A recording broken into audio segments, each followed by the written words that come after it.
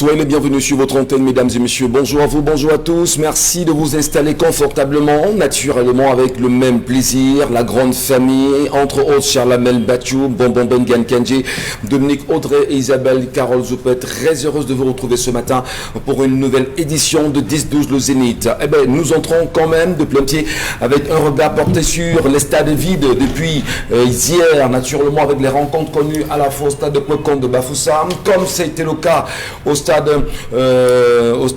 Amadou Ahidjo, ici en Fandena, à Yaoundé d'ailleurs. Dans quel climat les Camerounais attendent-ils ou encore vivent-ils cette canne aujourd'hui? Est-ce qu'en réalité, on a le sentiment de penser que les stades vides visent justement un message transmis, entre autres, à qui on sait aujourd'hui comment amener les Camerounais à aller au stade, justement, donner leur soutien, donner leurs applaudissements aux nombreuses équipes. Elles sont 24 en même temps qui sont au Cameroun et avec lesquels on passera un mois de fête du football. Les questions sont posées. Y a-t-il un message, entre autres, à entendre là-dessus? Mesdames, Messieurs, bienvenue à tous. Installez-vous confortablement. Nous en parlerons.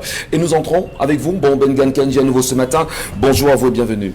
Bonjour Monsieur Ngachou Numba, bonjour à vous chers téléspectateurs. Moi je reviens au mardi 11 janvier 1983, c'est-à-dire que le renouveau entre en scène.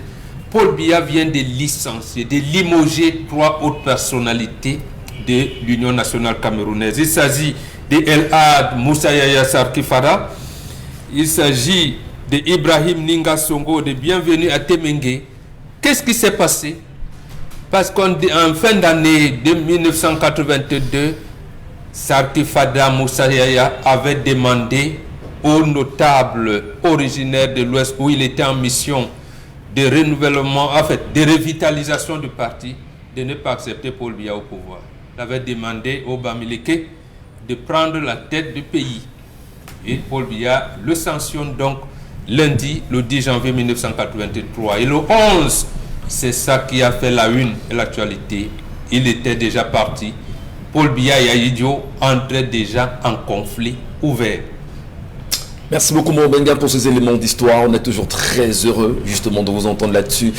Bonjour à vous, Monsieur Mbatchou, Charlamel, bienvenue ce matin. Bonjour Monsieur Michel Gachou, bonjour à tous les téléspectateurs. Nous vous saluons également Isabelle Carole-Zoupet à nos côtés ce matin. Bonjour à vous Madame. Bonjour à vous, Michel Ngachou. Bonjour à ceux qui regardent le programme ce matin. On va demander aux uns et aux autres d'être un peu plus vigilants aussi en ce qui concerne leur propre sécurité et aussi à tous ces Camerounais de pouvoir recevoir ou encore de faire preuve d'hospitalité. C'est important quand on sait ce qui s'est passé avec ces Algériens, bien que le communiqué du COCAN aussi a été mal apprécié par ces derniers. Bien le bonjour. Au-delà du comité du COCAN, nous en parlerons tout à l'heure, mais surtout nous reviendrons sur l'affaire qui fait grand bruit aujourd'hui sur les réseaux sociaux. Que se passe-t-il avec les Camerounais de Dubaï? Les Camerounaises qui vont à Dubaï naturellement, laissant entendre que beaucoup d'entre elles y vont pour les affaires. Nous en parlerons. Il y a des artistes qui font entendre leur voix. Il y a des Camerounais en même temps qui font entendre leur voix sur la situation. Mais surtout, comment comprendre que jusqu'à présent, les Camerounais n'entendent pas grand-chose de la prestation de l'artiste congolais Fally Ipupa lors de la cérémonie d'ouverture de la CAN au Cameroun. Au demeurant, quand on sait, on a vu des artistes camerounais dans les gradins donnant des petits spectacles au niveau où ils se trouvaient. Pourquoi cela fait scandale aujourd'hui? Madame et messieurs, nous tenterons ce matin d'en parler. Dominique Audrey Yengelek, bonjour à vous madame, bienvenue. Bonjour Michel Gachou, bonjour aux téléspectateurs. Ce matin, j'ai envie de dire que l'un des plus beaux matchs, l'un des plus beaux buts remarqués depuis le début de cette CAN, c'est le but marqué hier par le Gabon. Ouais. C'était très beau. Face aux Comores. Merci à vous, madame. Merci à vous. Merci à tous, mesdames et messieurs. Dominique Audrey, on vous sent un tout petit peu malade ce matin. Je ne trahis pas de secret. Vous savez combien vous êtes chers à nos yeux. Laissez-nous quand même le soin d'avoir l'histoire de ce matin. Bien sûr. Bonjour le panel. En 2012, je sortais avec Jeff.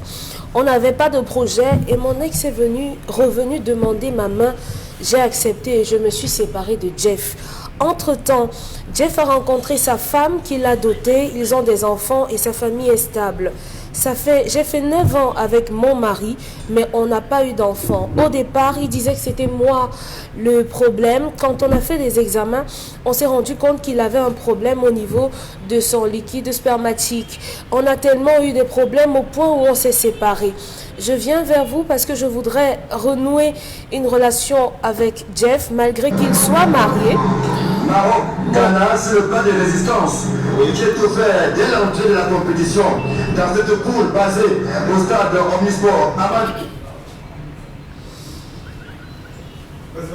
On est en direct justement, Dominique Audrey, c'est un petit manquement, hein, c'est technique, on y va. Mon problème, je viens vers vous parce que je voudrais renouer la relation avec Jeff, malgré qu'il soit marié. Mon problème est le suivant.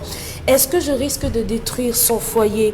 Si sa femme se rend compte, ne pourrait-elle pas me faire du mal parce qu'elle me connaît très bien et elle sait que je suis l'ex de son mari?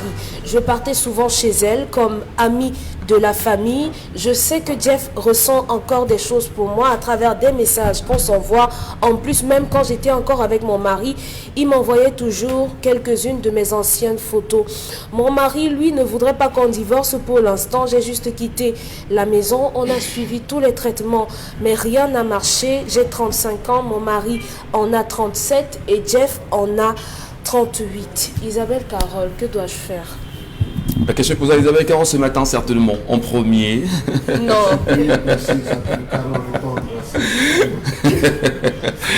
En tout cas, c'est bien compris. Entendre le parole de l'autre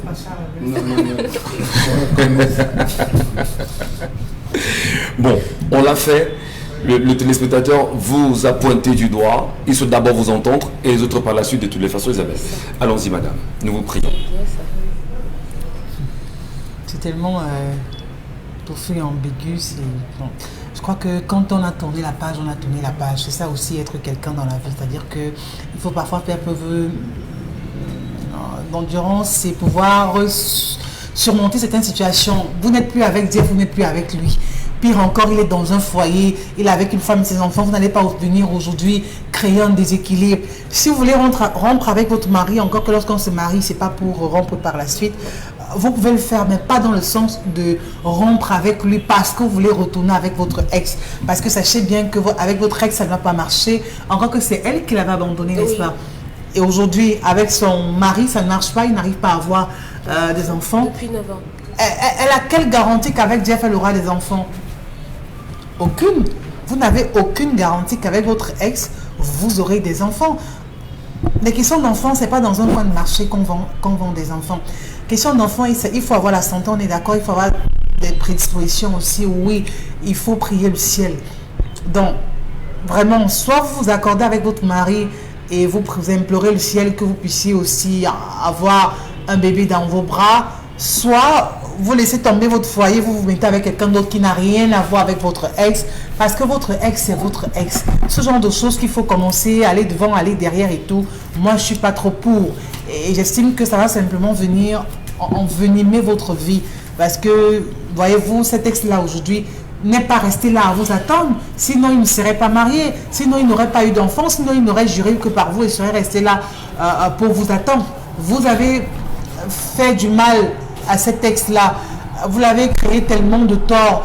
Aujourd'hui où il a pris du temps de pouvoir penser ses plaies, il ne faut pas que vous veniez aussi rajouter. Ayez un peu de sens d'altruisme à un moment donné. Pensez aux autres et dites-vous bien, ce que je veux faire à autrui, si on me fait, c'est ce que je vais pouvoir être capable de supporter. Qu'est-ce que votre avis lui manque concrètement? Est-ce que c'est l'enfant? Est-ce que c'est une chaleur masculine? Est-ce que c'est l'envie d'être dans un foyer? On n'est pas dans les secrets des dieux, mais elle peut savoir que le problème fondamental, c'est l'enfant. Ouais. C'est pour ça que je dis, rien ne rassure qu'avec Jeff, elle aura cet enfant. Même si Jeff, dans son foyer, a des enfants, rien ne rassure qu'avec elle, il pourra avoir des enfants. Elle fait savoir que c'est son mari à elle qui a des problèmes de procréation, mais elle aussi ne sait pas ce que l'avenir lui réserve à elle ou encore avec ce Jeff. Donc je crois qu'il faut faire attention et respecter aussi le carré des autres. Respecte le carré de cet ex parce qu'il a pris du temps pour soigner ses blessures. Il a pris du temps pour digérer ton absence. Il a pris du temps pour digérer cette séparation. Alors aujourd'hui, il faut passer à autre chose. Il faut regarder ailleurs. Il faut voir un peu plus loin et se dire, vraiment, même si lui et moi on a gardé de bons rapports, arrêtons-nous là. Et vraiment, vous avez de bonnes relations avec sa femme. Ayez un peu de respect pour vous-même qui êtes une femme aussi. Merci bien, chère madame, pour votre réaction ce matin à la suite de l'histoire. Je me retourne vers vous, chère Lamel Mbachou. Vous avez un commentaire à faire. Et qu'est-ce que vous dites à cette jeune dame? Quelle est la sorcellerie? Merci. C'est pas une sorcière. Quelle est Oui, c'est la sorcellerie. Quelle est la sorcellerie? Tu étais avec Jeff. Ton ex est venu. Tu as abandonné Jeff. Tu es allé rejoindre ton ex. Vous vous êtes mariés. 9 ans de vie. Jeff t'a oublié. Il a trouvé la femme. Il se marie avec sa femme. Il fait des enfants. Il est stable dans son foyer. Toi, tu n'as pas conçu ça. Tu veux venir gâter le foyer de Jeff. C'est la sorcellerie. Pardon, arrête ça. Arrête ça. Il n'y a rien à dire, arrête ça. Elle dit que Jeff l'aime aussi. Jeff ne l'aime pas. Et le message alors? Jeff ne l'aime pas. C'est elle qui est revenue à la charge. Qui est revenue à la charge, réveillant les sentiments enfouis. Elle va perturber le foyer de Jeff. Et si je connais la femme de Jeff, je vais l'appeler. On le dit Pour quoi? lui dire que madame, celle qui venait te faire les tresses là-bas comme l'amie de Jeff, elle est en train de revenir. Monsieur Michel, c'est la sorcellerie. Ouais. C'est la grosse sorcellerie. On ne va rien lui dire. C'est même honteux pour elle de demander conseil. C'est honteux. C'est très honteux pour elle de nous adresser ça. C'est honteux. Ton foyer n'a pas marché. Reste célibataire. Débrouille-toi. Qu'est-ce qu'elle a gâté le foyer d'autrui? Elle aurait pu continuer à aller ailleurs. Oui, elle devrait continuer à aller ailleurs. C'est elle qui a renoué avec Jeff. C'est elle qui a commencé à envoyer les SMS. Tu te souviens de. Je suis sûr que tu n'as même plus mes photos. Il dit j'ai encore tes photos. Il balance. C'est elle qui le provoque, le gars. Parce qu'elle va aller créer une autre instabilité. Ouais. Mais Jeff peut avoir 5-6 enfants. 9 ans sont passés par avoir 4 enfants, 4-5 enfants, M. Michel Gadjou. Ouais. Entre autres. Elle va le perturber cette... Non, quand on arrête ça, ça c'est la sorcellerie. Est-ce que justement vous pensez, vous envoyez le message non seulement à la dame ce matin, mais il y a également nos sœurs qui sont dans cette entreprise-là au quotidien, perturber les foyers, déranger les uns les autres. Quel message pour redresser, pour recadrer, pour revaloriser? Qu'elle sache que c'est une grosse malédiction. C'est une grosse malédiction d'aller perturber le foyer de quelqu'un. C'est important de le dire. Si l'homme est marié, régime polygamique, il n'y a pas de problème. Mais s'il vous dit qu'il a choisi d'être monogame, d'avoir une seule femme, en allant mettre le pied là-bas, M. Michel Gadjou, sans qu'il ait changé le régime, vous êtes en train de porter une malédiction. Parce que les souffrances que cette femme va endurer, les douleurs, les larmes qu'elle coulera seront multipliées par 1000 chez vous. Et celles qui ont vécu ça le savent. Avoir un homme, vous aurez. Mais rester avec un homme, on vous fera ce que vous aurez fait. Et à vie, vous allez vous retrouver à perdre. Donc, un message est transmis autour. Dire aux femmes, méritez les hommes qui sont avec vous. Oui, méritez les hommes qui sont avec vous. C'est pour ça que quand vous vous engagez, il vous dit je suis marié. Posez-lui la question sous quel régime. Polygamie, ok. Je m'engage. Monogamie, mon frère, je ne peux pas. C'est un pacte que les gens ont signé. C'est pour ça que nous disons aussi que beaucoup vivent dans la monopolygamie. Je suis monogame, mais polygame d'ailleurs. Et ce genre de polygamie, on découvre toujours à la mort. Où le nombre de femmes arrive avec le nombre d'enfants. C'est là qu'on comptabilise. L'homme est resté mieux comme une carte de tout son vivant. Donc, elle laisse sa sorcellerie. Éloigne-toi de Jeff. Va faire ta vie ailleurs. Très bien. Bon, Bengan. Une belle sanction quand même sur le comportement de nos sœurs qui s'investissent dans de tels projets. Il faut bien sûr asseoir sa vie en tant que femme. Il faut repenser sa vie s'il y a eu des manquements. Il faut discuter avec son conjoint qui ne peut même pas vous donner des enfants. Il y a quand même des solutions que d'aller perturber un autre couple précédent dans lequel vous étiez investi. La première solution est que tout être humain ne devrait pas se déroger, c'est de faire le Ngambi. Vous insistez, hein? Oui, tout être humain. Vous voulez avoir une relation stable, faites le Ngambi d'abord. Voyez, parce que tout le monde ne sait pas lire la nature. Elle était avec Jeff. Elle passait des moments ensemble, mais dit on n'avait pas de projet. On n'avait pas de projet. Mais là donc de projet avec quelqu'un d'autre. Ça veut dire, et c'est aussi ça la vie. vous avez des projets avec quelqu'un d'autre, il se trouve qu'il a un problème de procréation. Vous restez avec la personne en question pour être en harmonie avec vous-même, avec la nature. Essayez de voir, est-ce que le corps médical a dit que sa situation n'est pas réparable? Bon, elle ne nous dit pas quel type comment je vais dire ça, de maladie il a. Est-ce qu'il manque de sperme dans son spermatozoïde? Est-ce qu'il a eu une infection qui aurait perturbé ces glandes-là, ces organes-là? On ne sait pas. Est-ce qu'il n'y a pas moyen de revitaliser ça pour qu'elle puisse concevoir, ou alors est-ce qu'elle est seulement restée accrochée à Jeff? Quand il y a, on vous dit, vous supportez. Supporter veut dire qu'il y a quelque chose qui ne va pas bien. On ne supporte pas ce qui est bien. Absolument. Voilà, justement, c'est ce qui est mauvais, c'est ce qui pèse qu'on supporte. On fait des concessions. Voilà. Deuxième chose, dans le mariage, c'est le devoir, c'est l'accompagnement. L'assistance, l'accompagnement. Donc, au même moment, vous accompagnez votre mari pour, j'allais dire, renforcer ce liquide séminal pour votre bonheur à vous, vous-même. L'enfant peut venir après la 11e année. Pourquoi pas? On a vu, moi j'ai eu des filles qui sont à la mariage, elles ont fait 14 ans. C'est au moment où c'était vraiment désespéré, pas des jumeaux. Donc Isabelle Caro l'a dit, vous pouvez être là et dans les dispositions où son liquide est bien structuré, il ne peut pas faire d'enfant. Et ça aussi, on a vu des cas comme ça.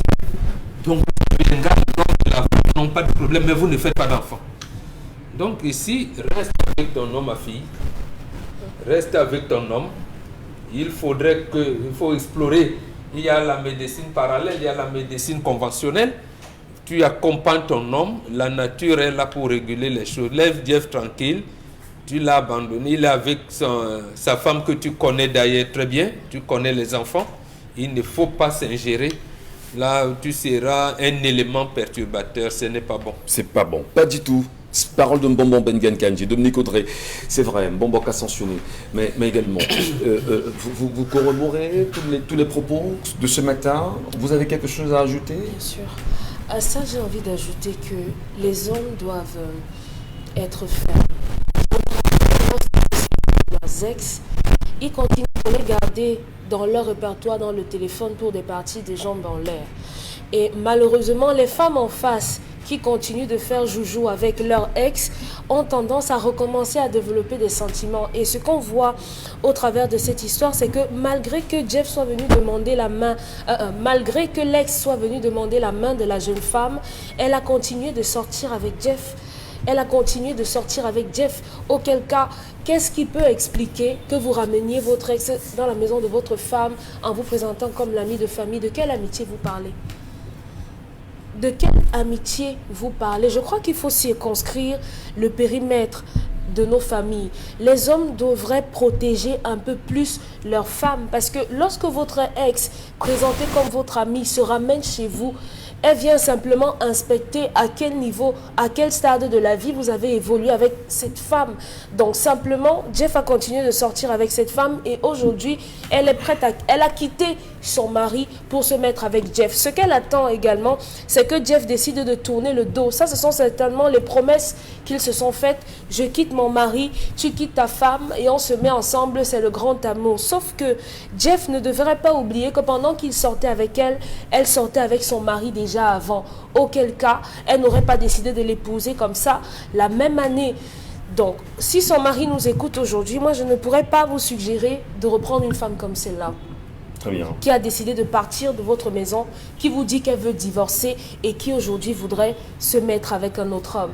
Vous allez la reprendre pour en faire quoi? C'est une femme qui peut vous étouffer. C'est une femme, si elle ne vous tue pas, elle va vous tuer psychologiquement, elle va vous tuer moralement, parce que chaque jour qui passera, elle vous rappellera que vous êtes entre guillemets impuissant, que vous n'êtes pas capable de faire un enfant, que quand les hommes parlent, vous ne devriez pas parler. Moi, le challenge, si son mari nous écoute, serait qu'il trouve une autre femme et qu'il fasse un enfant. Aujourd'hui, la médecine aujourd'hui permet de déplacer les montagnes, entre guillemets. Donc, il se trouve une femme qui sera à même de le comprendre, de le soutenir et de l'épauler, de l'accompagner. Parce que ces 9 années, il était tout sauf marié à cette femme. Elle était ailleurs, elle était toujours avec Jeff. Propos de Dominique Odero-Yengelek justement ce matin, nous respectons et vous êtes très nombreux madame, monsieur, à nous regarder bien évidemment, laissez-nous vos commentaires, vos réactions. Un numéro s'affichera tout à l'heure en bas de l'écran, on va dire merci infiniment à la réalisation qui va s'en occuper, mais surtout rappelez que dans un instant aux côtés de Charles Membatou nous parlerons bien sûr de colère. Et quand on dit colère, attention madame, messieurs, c'est des sujets aussi importants, des sujets qui poussent les Camerounais justement à se mettre en colère parce qu'on se demande, mais au final, qu'est-ce qui peut se passer? Qu'est-ce qui se passe? Pourquoi est-ce qu'on n'a pas de solutions sur ci ou sur ça? Comment comprendre en même temps ce qui se passe dans notre pays aujourd'hui?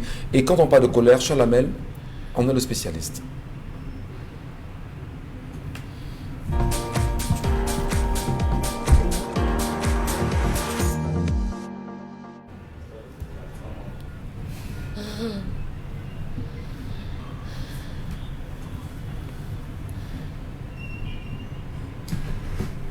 Je m'interroge ce jour sur la question de la subite hausse du train de vie de l'État en 2022. Comment comprendre que le train de vie de l'État vibre au rythme de la démesure grandissante? Matériel roulant, frais de carburant, frais de séminaire, mise en bouche, évacuation sanitaire, mission à l'étranger, obésité des cabinets des dirigeants, multiplication d'institutions de souveraineté sont autant de variables qui caractériseront l'embourgeoisement de l'élite administrative et politique en cette année 2022. Comment comprendre qu'après les mesures et la retenue observée en 2020 lors de la survenue de la crise pandémique, l'État camerounais vient de renouer avec son train de vie dispendieux. Il ne se prive de rien. À titre d'illustration comparative, les achats de carburant avaient subi une érosion de plus de 6 milliards de francs CFA, tandis que la masse salariale diminuait de plus de 30 milliards de francs CFA. En 2022, le traitement des personnels relevant du statut général de la fonction publique passe à plus de 1075 milliards de francs CFA contre 866 milliards de francs CFA il y a 2 ans. Les charges salariales globales se situent autour de 1138 milliards 498 millions de francs CFA en 2022. Or, en 2021, les salaires étaient de 1069,8 milliards de francs CFA. Comment comprendre cela lorsqu'on sait que l'effort de rationalisation devait se traduire par la poursuite de l'application de la stratégie zéro qui consistait à geler la croissance des dépenses de fonctionnement de toutes les administrations d'une année à l'autre et à effectuer les arbitrages sur l'espace budgétaire disponible en fonction des défis prioritaires de la période. Savez-vous que les frais de carburant et lubrifiants, de mission et autres réceptions, ainsi que les cérémonies, qui s'élevaient à 105 milliards de francs CFA en 2021, soit une croissance de 16 milliards de francs CFA, ont littéralement gonflé en 2022. Les frais de carburant et lubrifiants sont passés de 31 milliards en 2020 à 35 milliards de francs CFA, soit une hausse de 4 milliards de francs CFA en 2022. L'enveloppe réservée à la représentation, aux missions et aux cérémonies affiche de 70 milliards de francs CFA contre 58 milliards de francs CFA pour le précédent exercice, soit une augmentation de 12 milliards de francs CFA. Les postes de sécurité et maintenance retrouvent également leur aplomb. Les frais de mission et de transport refont surface alors qu'elles ont été littéralement suspendues en 2020 et 2021. Pour 2022, les frais de transport et de mission s'établissent à 58,3 milliards de francs CFA. Ceux qui vont en mission ce sont les mêmes membres du gouvernement et certains hauts responsables de l'administration. Pareil pour les véhicules, les délégués départementaux qui sont fonctionnaires opérationnels ne disposant pas de moyens conséquents pour abattre le travail. Pour 2022, les achats de biens et services concentrent souvent l'essentiel du gaspillage des ressources publiques. Ils sont projetés à 867 milliards de francs CFA en 2022 contre 736,9 milliards de francs CFA, soit 131 milliards de francs CFA de plus. On retrouve dans la rubrique services extérieurs qui comprend entre autres le loyer pour 16,5 milliards de francs CFA, les honoraires et études qui représentent 1756 milliards, l'entretien et la maintenance 21,921 milliards, les assurances 2382 milliards, les frais de relations publiques, c'est-à-dire communication, abonnement et dépenses de téléphone, fax, téléx, téléphone mobile, site web, internet et radiocommunication, publication et communiqué de presse, coût de la radio, de la télévision et de la publicité sont à 59 milliards 751 millions de francs CFA. Or, il y a 2 ans, et ce poste était ponctionné de 40 milliards de francs CFA. Comment est-ce qu'il a fait pour gonfler? Le Conseil économique senti avec 3,2 milliards de francs CFA pour son fonctionnement, or que seules 2 personnes ont été nommées depuis des décennies. 4,2 milliards de francs CFA affectés au Conseil constitutionnel. La Commission des droits de l'homme et des libertés bénéficiera de 3,2 milliards de francs CFA. Election Cameroun aura plus de 11 milliards de francs CFA. Pourtant, nous sommes en année blanche. Ces 11 milliards de francs CFA servira à quoi? Nous ne sommes pas en période électorale.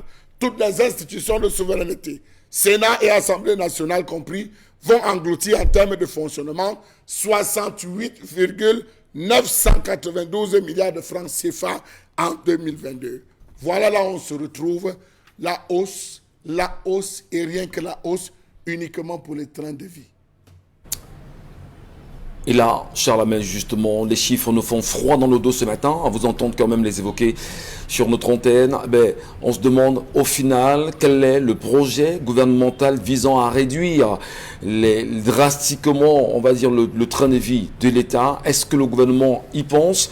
Comment comprendre aujourd'hui que ce soit le pauvre contribuable camerounais qui soit mis, permettez l'expression, à contribution pour pouvoir renflouer les poches du gouvernement camerounais aujourd'hui? Madame, Messieurs, on tente quand même de vous donner la parole. Vraiment, dites-nous concrètement comment vous comprenez cette hausse du train de vie de l'État camerounais aujourd'hui, alors qu'on sait, on le dit, le Cameroun n'a pas d'argent. On le sait, on le dit, le pauvre contribuable ne parvient même plus à s'en sortir. On le sait, on le dit, on pense au SMIC au Camerounais, on le sait, on le dit. Il y a des lois qui sont assez difficiles quand même, imposant à chaque citoyen de contribuer à sa façon à renflouer les caisses de l'État camerounais aujourd'hui. Quel est votre commentaire? Qu'est-ce qu'on peut faire? Qu'est-ce qu'on doit dire? Et à qui doit-on adresser ce message? Nous espérons bien sûr vous lire naturellement ce matin. Après, les commentaires qui vont se faire sur cette antenne sur la question train de vie de l'État du Cameroun, Mouambengan Kandji, augmentation pour l'année 2022. Au final, on est supposé serrer les ceintures. Je ne vais pas revenir sur tous les plans qui ont été mis en place, proposés, initiés par le chef de l'État en question et qui ont été, entre guillemets, un peu foireux quand même. Qu'est-ce qu'on dit pour 2022? Mais on dit qu'on va serrer les ceintures au point où on n'aura même plus de hanches pour attacher la ceinture. Donc la ceinture va se retrouver. Mais on va couper les hanches et c'est tout. C'est tout. Non, il est que justement dans les équilibres, le gouvernement, vous parlez toujours de la hausse du budget. Je pense que cette année, ça a été de 5,1%, quelque chose comme ça, par rapport à l'année dernière qui était à 4 700 quelque chose de milliards. On est à 5 762, quelques millions de francs. Il est que, justement, on maintient les mêmes dépenses somptueuses qui ne servent à rien. C'est cela. Et on demande aux populations de serrer la ceinture. Comme le mot n'avait plus de sens, on a donc commencé à pratiquer la politique par embuscade, par l'arnaque. Vous avez dénoncé les taxes de téléphone ici, des transferts d'argent. Mais au moment où on devrait donc se rendre compte qu'effectivement, il y a des push qu'on doit prendre, on ne tient pas compte du fait que tel ministre d'État, un ministère d'État doit avoir peut-être 2 voitures seulement. Une voiture de fonction, peut-être une voiture de campagne. Et tel ministre doit avoir telle voiture. Et on doit veiller à ce que les voitures CA, toutes les voitures immatriculées CA, ne doivent plus se retrouver en week-end auprès de ces personnalités de l'État. Ne peut être en week-end que s'il est en mission. Par exemple, il y a certains services qui peuvent aller en mission en campagne, comme vous parliez par exemple de Midevef, qui est en mission pour contrôler la gestion des mairies dans des zones rurales et autres. Là, on est en mission, on peut se mettre en mission et utiliser les voitures immatriculées CA. Donc, on ne voit pas une certaine rationalisation de la dépense publique. On reste dans les mêmes fourchettes de dépenses. Mais on dit aux citoyens, toi, tu dois... Et c'est ça qui est mauvais. Et justement, c'est des choses qui amènent les citoyens à développer un sentiment, j'allais dire, civique à l'égard des autorités. Et ça voudrait dire que les citoyens ne se reconnaissent pas aux institutions qui les encadrent. Parce qu'on dit qu'il y a un fossé entre eux. Pendant que les uns sont dans l'opulence, les autres s'engouffrent de plus en plus dans la pauvreté. Et vous venez, la l'a bien fait de préciser cela. On parle quand même de 5 700 milliards de francs CFA, entre autres pour booster l'économie du Cameroun aujourd'hui dans ce plan-là. Mais il y a surtout un point fondamental évoqué par Charles Membachou, vous me permettez, moi, Menga, de vous relancer là-dessus, c'est la question de Elections Cameroun. Alors, on n'est pas en période de campagne. Bon, certainement, on sait qu'il y a une communication qui doit être faite en vue d'inviter les Camerounais à s'inscrire massivement sur les listes électorales en vue des prochaines échéances à venir. Mais comment comprenez-vous quand même que ce soit 11 milliards qui soient dotés à ELECAM aujourd'hui, déjà en pleine année blanche? En pleine année blanche, on a bien envie de comprendre. Est-ce que ce n'est pas des poches d'argent en réalité qui sont injustifiées et à travers lesquelles on se sert pour pouvoir au mieux tenir, je vais dire, le gouvernail? Oui, mais absolument. Absolument. Parce que justement, nous ne sommes même pas dans une période de refonte des listes. Lorsqu'on parle de refonte des listes, ça veut dire qu'en fait, tous les citoyens doivent se réinscrire. Donc, même ceux qui étaient inscrits avant. Nous sommes dans le processus d'inscription, j'allais dire classique. Et l'ECAM a-t-elle besoin d'un déploiement particulier? N'en sait rien. Y a-t-il une possibilité de parler de trop perçu? Est-ce qu'il y a une possibilité de dire qu'il y a un trop perçu par certaines institutions et qu'on devrait par exemple reverser le trésor? On va seulement revenir à ce que l'ancien Premier ministre Saïdi Achid Achou nous avait dit en 1994 et politique Nandjangui. Donc, vous aidez le chef de l'État à être réélu, il faut qu'on vous donne une récompense particulière qui est liée à cet engagement, à votre acte d'accompagnement du chef de l'État. Je pense que l'ancien Premier ministre avait vu juste et il nous avait dit quelles pourraient être les orientations du partage du gâteau national. Et certains analystes, Dieudonné Sobanou dit ça quand même aussi, et quelquefois on raille, mais c'est vrai. Il dit, mais c'est Paul Biya qui a cet argent-là, il distribue ça comme il veut. Et c'est pour ça que les gens se battent.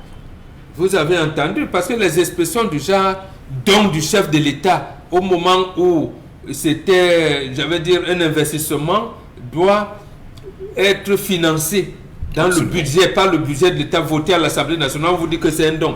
Donc en fait, on est en train de construire notre mentalité de telle manière que, comme vous voyez là, les 5 762 milliards là, c'est l'argent que le chef de l'État a entre les mains et il peut donc donner en fonction de ses sensibilités, en fonction que les gens l'aient accompagné ou pas, et en fonction que telle institution ait en proie à l'accompagner ou pas. Il y a quand même ici un fait incroyable, Isabelle Carros, parce que les Camerounais dans leur globalité ne sont pas des milliards, on vous dira au quartier, mais où vraiment l'argent du Cameroun ne dépasse pas le milliard, on ne parle que des milliards. On parle que des milliards et parfois on ne comprend pas grand-chose à ces milliards-là. Est-ce qu'il est temps, est-ce qu'il est important, puisqu'on le fait déjà, de rappeler aux Camerounais que nous parlons du budget de l'État et nous parlons du train de vie de l'État qui est en nette augmentation en 2022. On sait également qu'on a une question évidente du chômage, Isabelle Carozepet, et qui est devenue criade. Mais comment peut-on expliquer que face aux urgences du gouvernement avec le chômage, face aux urgences du gouvernement avec l'industrialisation des entreprises, entre autres, quand on sait en même temps qu'on sort du Covid-19 qui a créé des dégâts incroyables au sein de la société sur les questions de l'emploi, que l'État du Cameroun se permet encore d'augmenter son train de vie. Que peut-on faire, que doit-on faire pour lui dire, monsieur, le premier ministre du gouvernement, revoyez cela avec les députés? Mais comment leur demander de revoir si eux également sont complices? Je crois que ce serait impossible pour eux de pouvoir le faire. Ce train de vie qui ne cesse d'être croissant profite à qui? Ce n'est qu'à ces personnes. Parce que ce qu'il faut dire en même temps, c'est que les avantages auxquels un ministre a droit, c'est pour lui. Ça veut dire que ce n'est pas pour lui et toute sa descendance et le voisinage et les premiers, deuxième, troisième, quatrième, cinquième, voire sixième bureau. On vous parle de milliards de francs CFA en termes de mission. Quelles sont ces personnes qui vont en mission? Moi, je crois qu'il faut déjà qu'on commence par là. Parce que vous n'allez pas aller en mission avec votre nounou. Vous n'allez pas aller en mission avec vos enfants. Vous n'allez pas aller en mission avec combien de femmes on ne sait. Vous n'allez pas aller en mission avec tous les membres de votre famille au nom ou alors mettre ça dans le budget de l'État. Qui veille à ça? Qui est censé veiller à ça et qui fait l'effort de ne pas veiller dessus? Parce que c'est un sérieux problème. Vous voyez la question aux députés camerounais, puisque c'est leur mission. Oui, de pouvoir le faire. Si c'est Michel Ngatou qui doit aller en mission, c'est lui seul qui est censé aller en mission. Il n'est pas censé aller en mission avec toute sa famille. Parce que quand vous allez en mission avec toute votre famille et vous mettez tout ça aux frais justement de cet État, finalement, de qui se moque-t-on? On ne fait rien pour pouvoir réguler et veiller à ça et ça crée un énorme problème. Parce que le petit Camerounais, lui, ne cesse d'agoniser. Malheureusement, c'est ça. Durant cette canne ou alors l'ouverture de la canne, on ne sait pas qui s'est permis quand même d'aller dans le parking et on a pu voir les images de ces voitures dont roulent certaines personnes. Quand vous regardez le prix d'une seule voiture et vous vous demandez, est-ce qu'on a besoin de ça pour un pays où l'eau potable est encore une denrée rare en 2022? Est-ce qu'on a besoin de ça? Est-ce qu'il n'est pas question de se pencher pour les forages et tout ce qui va avec? En 2022, dans un pays où on parle encore de l'électricité, en promettant cela aux populations, en leur faisant croire que le Père Noël, qui est le chef de l'État, m'a envoyé vous informer de la bonne nouvelle que vous aurez désormais l'électricité 30 ans, 40 ans après. Est-ce que c'est possible? Est-ce que ça a un sens? Quand on regarde rien que ce train de vie de l'État qui peut permettre à une bonne tranche de la population. Dans la question du train de vie de l'État, Isabelle Caron, je vous relance quand même là-dessus. Et Charles Amemba, tu as évoqué un fait qui est indéniable, c'est les bons de carburant aujourd'hui. Si on s'en tient seulement aux bons de carburant, adressés ou restitués au ministère. Trop loin, Michel, tu parlais simplement du crédit téléphonique. Oui. Rien que du crédit. Combien de personnes bénéficient de ce crédit? Vous pensez personnellement que ce crédit c'est utilisé pour des fins publiques? Oh que non, c'est pour des fins privées. Allez regarder le budget qui est alloué simplement pour les appels, en termes d'appels de crédit téléphonique que chacun devrait avoir. Qu'est-ce qu'on fait de ça? Est-ce qu'on n'estime pas qu'à un moment donné, vraiment c'est énorme? Pour un pays où on est encore en train de dire que même la tomate qu'on produit au Cameroun, la simple ménagère n'arrive pas à avoir 2 tomates sur sa table. On n'arrive pas à développer l'agriculture. On n'arrive pas à réparer les routes pour permettre au moins que le panier de la ménagère, les prix puissent être régulés et contrôlés. C'est un ensemble. Ça veut donc dire que si on réduit drastiquement ou considérablement le train de vie de l'État, on ne va pas être encore au b.a.-ba en ce qui concerne les souffrances des populations. On va au moins résoudre quelque chose. Encore que, s'agissant même de ce gouvernement ou encore de cet État, on parle de son obésité depuis plusieurs années qui n'a jamais changé. Tous ces ministères servent à quoi? C'est extrêmement coûteux et pour rien. Puisqu'on a quand même pas mal. Dominique Audrey, train de vie de l'État, problème justement en ce moment au Cameroun, problème pour les citoyens qui ne comprennent pas grand chose. Qu'est-ce qu'il faut leur dire en français facile pour qu'ils puissent mieux vous comprendre et comprendre exactement la colère qu'exprime Charles Lamine Bachou ce matin, que vous avez essayé de mâcher autrement pour nos téléspectateurs. Michel Ngachou, c'est-à-dire que je vais prendre un exemple simple, hein. Michel, je vais lire pour eux. C'est pour dire que les frais de transport et de mission des membres du gouvernement et de certains fonctionnaires s'élèvent par an à 58 milliards. C'est ça, non? Si je me trompe. 58 milliards. Et que les années ultérieures, pendant la période du Covid, ça a un peu baissé. Mais sauf que ici, ça a complètement explosé. Le tableau, ça a augmenté. Je crois qu'on n'aurait pas de problème si, et seulement si, toutes ces missions, si tous ces fonctionnaires, cet État avait un rendement conséquent. Je ne pense pas qu'on se plaindrait de ce que le crédit là est trop exorbitant, qu'il y ait trop de bandes de carburant, qu'ils aillent en mission avec femmes, enfants, maîtresses, voisins, chefs de famille et tout ça. On se plaint parce que ces personnes ont de l'argent pour faire un travail précis et malheureusement, on n'a pas de retour sur ce travail-là. De retour en termes de qualité, voilà. De retour en termes de performance. Il n'en a pas. De retour en termes de projection réelle pour le Cameroun, l'avancement du pays en termes de développement, on n'en a pas. Lorsqu'on regarde, on a l'impression qu'après l'annonce de ces augmentations, 14 milliards par-ci sur un budget, 5 milliards par-là, ce sont des gens qui sont contents en disant « Oh, vraiment, on a pensé à nous cette année, on va reprendre vraiment, je ne mangeais plus le poulet, mon chien ne mangeait plus les kilos de viande et tout, maintenant tout va reprendre dans l'ordre. » Donc ce sont des gens qui ne font pas leur travail. Pourtant, si on avait continué avec cette baisse de 2021, on est sûr que les ajouts d'aujourd'hui auraient pu aider à quelque chose d'innovant. On aurait pu collecter cet argent, même provisoirement, et dire, voilà, bon, c'est 100 milliards qu'on a ajouté ici, 15 qu'on a ajouté par là, 5 qu'on a ajouté par-ci. Le problème, c'est justement le flou qui entoure quand même ce budget. Parce qu'en réalité, on a des budgets, surtout plein 2022. Comment comprendre qu'on sort de 2021, où on a été au cœur d'une crise sanitaire de 2020 et l'impact sur 2021, on n'a même pas encore résolu les questions de 2021. Qu'en 2022, quand on est dans une augmentation censée croissante, au final, qui paye le prix? On se serait attendu à ce que lorsque on décide d'allouer ce budget-là, on nous dise que bon, pour cette année, il y a des missions à effectuer en Israël, il y a des missions à effectuer ici parce qu'on va signer un contrat avec tel pays par rapport à une nouvelle version de forage, avec tel. Et si on avait ça, je crois que si on expliquait aux Camerounais pourquoi on dépense autant d'argent, je crois qu'il n'y aurait pas de remous. Et ça entraîne que l'analogie soit qu'on nous présente les audits de ce qui a été fait. Parfait. L'année dernière, on a donné un budget de tel montant. Qu'est-ce qui a été fait? Et là, on est sûr de pouvoir rattraper ceux qui ont piqué dedans pour construire des maisons à leur maîtresse. Le mot est lâché. Audit, Charles Lamine Bachou. Quand est-ce qu'on fait des audits au Cameroun? Les fait-on d'ailleurs? Est-ce que c'est une priorité pour le gouvernement camerounais d'en faire pour mieux comprendre les gestions des budgets quand même? Quels sont les cabinets qui s'en occupent aujourd'hui? Charles Lamine Bachou. Concernant la réduction du train de vie de l'État, le chef de l'État lui avait fait une prescription. Dans la prescription, le premier point, comptage physique des personnels de l'État pour les actifs ayant droit pour les pensionnés. Deuxième point, optimisation des recrutements dans la fonction publique. Troisième point, rationalisation des dépenses liées au fonctionnement des comités et commissions. Quatrième point, vérification des actes juridiques qui donnent droit à l'évaluation rigoureuse de la demande des primes avant toute budgétisation et autres dépenses des personnels.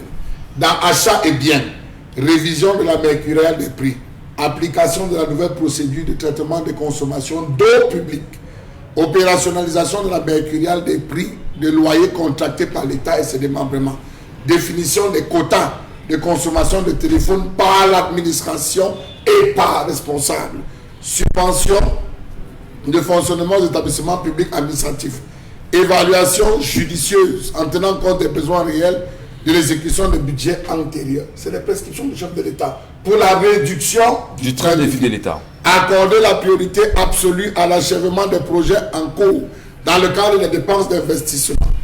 Acquisition des véhicules. Réduction des crédits destinés à l'acquisition de véhicules, des nouveaux véhicules et la rationalisation de leur affectation. Monsieur Michel Ngachou, en 2022, on a plus de 6 000 milliards.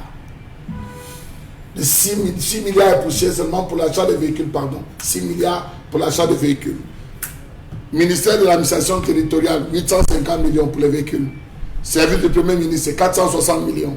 Ministère de la Santé, 416 millions. Président de la République, 400 millions de francs CFA. Ministère de la Jeunesse et de l'Éducation civique, 269 millions de francs CFA. Commission nationale du bilinguisme, 250 millions de francs CFA. Uniquement pour les voitures. Pour les voitures. Ouais. Ministère de la Relations extérieures, 264,4 millions de francs CFA. Ministère de l'économie, 211 millions. Ministère du commerce, 210 millions. Ministère de la femme, 193 millions. Ministère des transports, 178 millions. Ministère de la recherche scientifique, 177 millions. Cour suprême, 153 millions. Ministère du travail, 125 millions. Ministère des domaines, 120 millions. Ministère des mines, 110 millions. Ministère des marchés publics, 114 millions. Ministère de l'emploi et de la formation professionnelle, 108 millions. Ministère de la décentralisation, 102 millions. Ministère de l'agriculture, 100 millions. Ministère de l'eau et de l'énergie, 100 millions.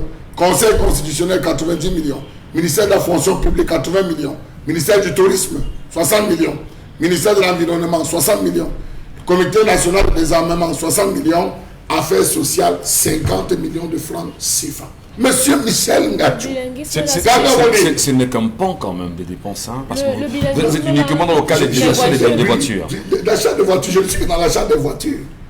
Mais monsieur Michel Ngatou, chaque année qu'on vote le budget, on vote les voitures, l'achat des véhicules. Ça suppose que chaque année, chaque exercice, ils ont de nouvelles voitures, monsieur Michel Ngatou. Ils utilisent le véhicule comment? Quand on sait que dans certains pays, c'est un véhicule pour un ministre pour 4, 5, 6 ans avant de penser le changement. Chez nous, on change comment? Posez-vous la question. Les frais de lubrifiant, de carburant et de lubrifiant sont passés de 31 milliards à 35 milliards, soit une augmentation de 4 milliards de francs CFA. Qu'est-ce qui justifie ça? La pandémie est finie, peut-être maman me dira le contraire, que le Covid est fini, les réductions, il faut absolument augmenter parce que les gars vont se dépenser. L'enveloppe réservée à la représentation, aux missions et cérémonies a eu un boom de 12 milliards de francs CFA. On est passé de 58 à 70 milliards. Mais monsieur Michel Ngatou, on vit bien, le Cameroun n'a pas de problème. Absolument pas. Alors là, mesdames, messieurs, les avis sont extrêmement partagés là-dessus. Quand on sait en même temps qu'il y a des plaintes énormes dans les populations camerounaises aujourd'hui. Comment peut-on justement, à la lumière de cette colère exprimée par Charles Mbatu, les analyses faites sur ce plateau, se demander est-ce que le gouvernement camerounais est crédible avec lui-même? Et en même temps, le peuple camerounais peut-il justement demander au gouvernement rendez-nous compte des nombreux achats et des dépenses qui sont quand même saugrenues autour du budget de 2022. Que font exactement les députés? Par ailleurs, beaucoup le disent encore, les députés qui sont acquis pour la cause du RDPC ne sont pas là pour penser justement au problème du peuple camerounais dans sa globalité. Donc, à qui mieux dira-t-on? Où en sommes-nous? Vos avis, madame, monsieur, on les prendra juste après la pause.